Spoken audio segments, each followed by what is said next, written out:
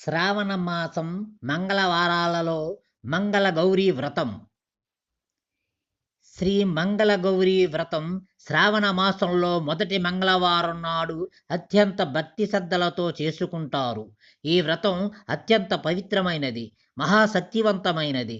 ఓం శ్రీ మంగళ గౌరీ దైవ్యై నమః అను మూల మంత్రంతో నిరంతరం జపిస్తూ, సర్వము ఆ మహాతల్లి రూపముగా భావిస్తూ, హృదయాన్ని ఆ గౌరీమాతకు అర్పించి, పరమ పావని అయిన ఆ తల్లిని వేడుకొని, అమ్మా, మా యందు నీ కరుణా కటాక్షాలు వర్షింపజేసి, నిత్యము నీ పాదపూజ చేసే మహాభాగ్యమైన దివ్యయోగాన్ని మాకు కలగజేయుము. ఆయురారోగ్య భాగ్యభోగాలతో జీవించున్నట్లు మమ్ములను అనుగ్రహించుము తల్లి అని గాఢమైన భక్తి ప్రవర్తనలతో ఆ మహాతల్లిని వేడుకోవాలి.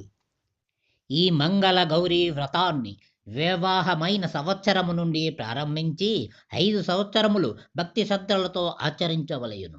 5వ సంవత్సరమునందు శ్రావణ మంగళవారం రోజున భక్తి శ్రద్ధలతో మంగళ గౌరీ వ్రతమును ఆచరించవలయును. తరువాత సువాసిని స్త్రీలకు వాయినములు ఇవ్వవలయును.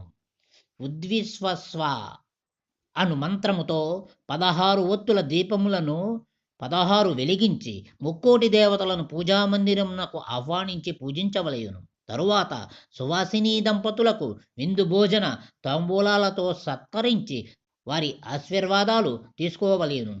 ఈ వ్రత విధానము గురించి పుస్తకము లభించును. శ్రీ మంగళ గౌరీ వ్రత పుస్తకములో ఉన్న విధంగా పూజా కార్యక్రమాలు ఆచరించి అమ్మవారి అనుగ్రహానికి పాత్రులు కండి.